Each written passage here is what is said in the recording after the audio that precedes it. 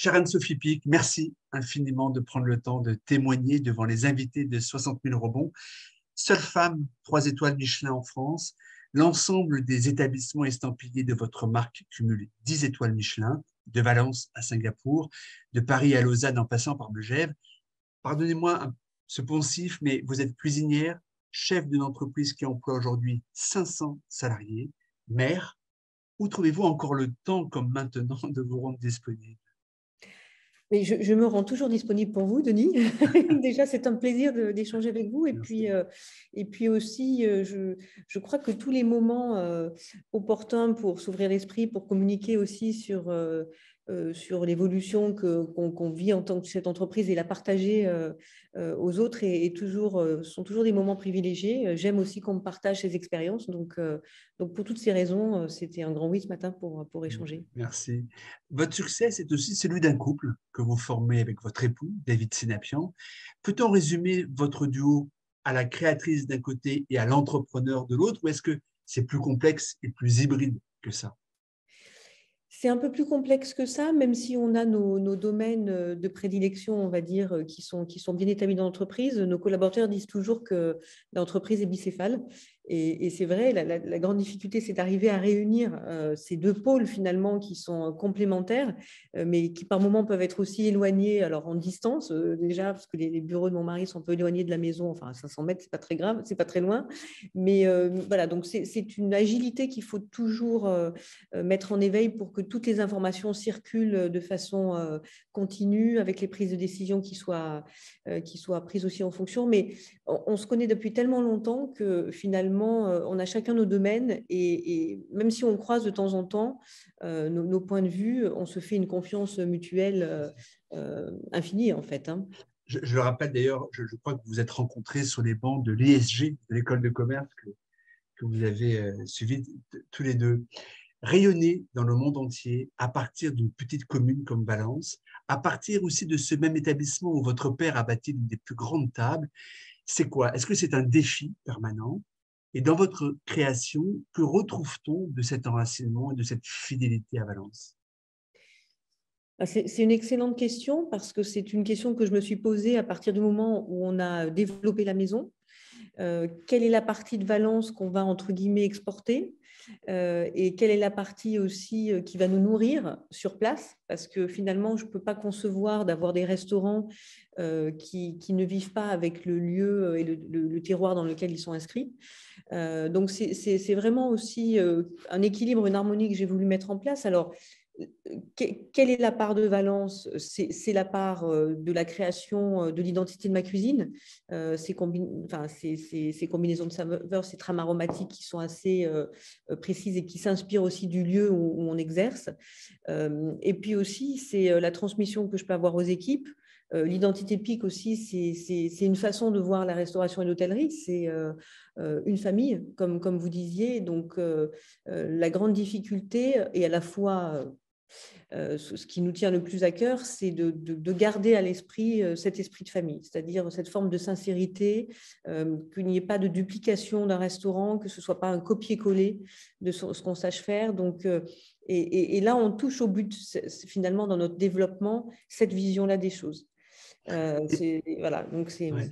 Justement, d'ailleurs, plusieurs fois par an, vous inventez, alors avec votre équipe, bien sûr, c'est aussi un travail d'équipe, mais vous inventez la carte du Raffles de Singapour, celle du Beau Rivage à Lausanne, celle des Dames de Pique de Paris ou de Londres ou de Megève. Et tout cela ne convoque pas nécessairement, en tous les cas, on l'imagine, les mêmes ressorts créatifs. Où, quand et comment puisez-vous les ressources de cette créativité? Alors, l'inspiration, elle vient toujours du produit. Donc, ça veut dire qu'en amont, finalement, de cette rencontre avec les chefs, parce que finalement, tout part d'ici à Valence, parce qu'il y a une cuisine d'essai ici à Valence qui tourne tous les jours. Et les chefs sont en résidence, entre guillemets, ici à Valence, c'est-à-dire qu'ils viennent 2-3 jours travailler avec moi et un autre collaborateur qui prépare aussi en amont quelques mises en place pour qu'il y ait une forme de fluidité dans les échanges. Et les trames aromatiques sont fixées à l'avance, c'est-à-dire qu'un mois avant, on commence à parler de quel produit, quel ingrédient, comment l'associer, qu'est-ce qu'on va faire. Et donc, à partir du moment où tout ça est établi et validé, le plat va dérouler assez vite. Alors après, à chaque moment de création du plat, il y a quand même des arrêts sur image où il faut prendre un chemin différent, où il y a un blocage, et c'est normal, ce serait trop simple sinon. Mais dans tous les cas, ça demande vraiment une organisation en amont, ça demande une inspiration avec le produit. Donc, moi, quand je vais, par exemple, là, prochainement à Londres, je vais rencontrer aussi des producteurs. Je demande à mes chefs de me faire rencontrer les producteurs, les acteurs de Londres. Je vais bien sûr vérifier les plats, mais aussi, en même temps, je vais me nourrir de ces rencontres que les chefs ont initiées, parce que je les pousse à aller voir les producteurs et à rencontrer des gens nouveaux qui vont leur révéler aussi le terroir. Donc, tout ça est une organisation qui doit aussi laisser part à la créativité. Donc, tout ne doit pas être figé. C'est parce que c'est bien organisé en amont qu'on peut aussi avoir cette liberté de choisir, de changer et d'évoluer à chaque moment. Donc, mais ça demande aussi une rigueur. Et donc, lorsque vous êtes à Singapour, par exemple, vous vous inspirez aussi de produits locaux, ce qui en fait est une exigence aussi de remise en question permanente. Complètement. Et Singapour, c'est le plus difficile parce qu'il y a beaucoup d'importations. Parce qu'à Singapour est Oui, une toute petite voilà, une ville-État et il y a très peu d'espace en fait pour la production. Donc il y a quelques petites choses à voir et bien sûr, il y a aussi un terroir évidemment à explorer. Mais le plus proche, c'est Kuala Lumpur, enfin, c'est la Malaisie. Et donc là, pour mon prochain voyage au mois de novembre, je vais aller me déplacer probablement en Malaisie pour aller justement au contact avec les producteurs. Et moi, c'est ce qui me passionne. Franchement, Denis, c'est ce qui aussi m'anime et m'inspire. Votre métier est riche d'une immense histoire de femmes avant tout, mais il est aussi extrêmement masculin quand on regarde le tableau des étoilés Michelin. Dans le processus de la création gastronomique, existe-t-il une sensibilité féminine particulière? Et si oui, quelle forme prend-elle dans les plats alors qu'on parle de goût, de saveur, de couleur peut-être, de choix d'ingrédients, d'inspiration également? C'est très intéressant, c'est très vaste comme question dans le sens où si on part de l'historique de ma maison, forcément il y a une femme quand même on est obligé forcément de parler de Sophie qui est à l'origine de la dynastie entre guillemets qui donc s'est mise à la cuisine en parfaite autodidacte puisqu'ils habitaient en Ardèche. Son mari avait quelques fermes, une douzaine de fermes, donc c'était un peu le sage de la région et elle s'est mise à la cuisine parce qu'il chassait, qu'il y avait une demande et elle a créé cette première auberge de famille. Et ensuite, mon grand-père est allé dans ses pas. Et ensuite, ça a été les étoiles Michelin en 1934, bien avant qu'on descende à Valence. Donc, il y a eu cette première femme qui a construit, qui a fait le début de cette histoire de la famille. Donc, pour nous, la femme a toujours, dans mon histoire familiale, et mon grand-père avait cette vision-là aussi des femmes, avec la mère Brasier qui était sa contemporaine, il y a toujours une grande admiration pour les femmes et les hommes. Il n'y avait pas de différenciation. En tout cas, à ce moment-là, dans cette profession, les choses se sont un peu refermées après, devenue beaucoup moins féminisée, cette profession. Elle est devenue essentiellement masculine aussi. Aujourd'hui, les choses changent et évoluent. Alors, est-ce qu'on peut parler de sensibilité féminine? Je pense qu'elle n'est pas toujours liée au genre. Je pense qu'il y a des femmes qui vont faire une cuisine plus masculine parce que c'est ce qui va les inspirer et des hommes qui feront aussi une cuisine plus féminine. Donc, je suis toujours par rapport au fait de genrer la cuisine, je me méfie un petit peu. Pour autant, j'estime que ma cuisine est féminine.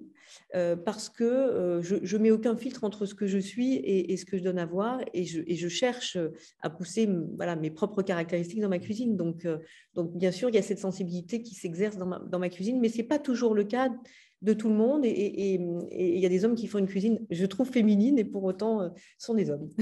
Et rassurez-vous, je ne vous demanderai pas si c'est vous qui faites le barbecue. Je vous rassure tout de suite. Mais Euh, le barbecue, j'adore. Votre impressionnante trajectoire donne l'impression d'une progression linéaire, irréductible. Or, on devine, bien sûr, que ce cheminement a été aussi parsemé d'embûches et même d'échecs, heureusement d'ailleurs, devrait-on dire. Charles Pépin, le philosophe contemporain qui sans doute explore le mieux la problématique de l'échec, dit ceci: il faut avoir échoué pour comprendre ce qu'il y a d'intense dans la simple joie de vivre et de miraculeux dans la beauté du monde. Est-ce que vous souscrivez et comment cette assertion fait-elle écho à votre propre représentation de l'échec? Je suis bien sûr d'accord avec cette assertion parce que évidemment je l'ai vécu et je le vis encore au quotidien dans le sens où On peut pas justement, et c'est ce que je dis toujours à mes équipes, il y a une forme de maturité aussi qui se crée avec le temps et le travail, enfin, le métier dans lequel on évolue. Et bien sûr, à mes tout débuts, j'avais peur de l'échec. Et je crois qu'à un moment donné, ça m'a empêché de avoir peur de l'échec et ne pas l'admettre que Tétanise. potentiellement, voilà, voilà, ça ne permet pas d'avancer. L'échec, c'est le début de la réussite. C'est-à-dire que si on se trompe, si on doit prendre un autre chemin, c'est une réflexion qu'on fait sur soi-même et l'échec peut renforcer aussi. Aujourd'hui, quand on est dans les phases de création, comme en ce moment, parce que j'y suis, hein, c'est le début de l'automne et c'est maintenant que je travaille l'automne pour dans 20 jours. Et j'ai commencé à le travailler avec les autres équipes, d'ailleurs, pour les autres restaurants. Je dis toujours à mes équipes, il faut accepter par moment, et souvent le deuxième jour des essais est souvent un moment d'échec, je dois dire, parce que le premier c'est tout feu tout flamme, le deuxième on rentre dans le cœur du sujet, et ensuite ça repart. Mais toutes ces phases-là, je les connais et je leur diffuse. Dans ma transmission, c'est aussi de leur diffuser la gestion de l'échec et comment on arrive à passer l'échec pour aller vers la réussite. Et il faut accepter aussi dans la vie en général et professionnellement parlant, d'avoir des moments de stagnation. Et je crois que ces moments de stagnation sont aussi des moments où on reprend de l'énergie pour mieux repartir. Et par moments, il m'est arrivé de me dire, mais là, j'ai moins d'idées, je suis perturbée par des choses, c'est très, très relatif. Hein, et en fait, j'accepte. Et après, je sais que ça revient et que ça repart. Donc, j'essaie de transmettre ça à mes équipes aussi parce que c'est une vision que j'ai aujourd'hui, parce que j'ai vécu ces moments-là et que j'ai un peu plus de recul par rapport à l'échec. Le développement de votre groupe est spectaculaire. Quelles en sont les prochaines étapes? Et aussi, vous faites-vous parfois peur? 500 salariés aujourd'hui, c'est colossal. Est-ce que ça vous effraie parfois, cette progression, cette trajectoire? C'est vrai que quand on a, entre guillemets, la responsabilité de toutes ces personnes au travail, entre guillemets, forcément, ça fait peser une responsabilité de décision. C'est-à-dire que chaque décision qu'on va prendre, quand on est patron, voilà, enfin, on est un patron, il faut pas se tromper parce que l'impact d'une décision est important pour nous, pour l'entreprise et pour tous ceux qui y travaillent.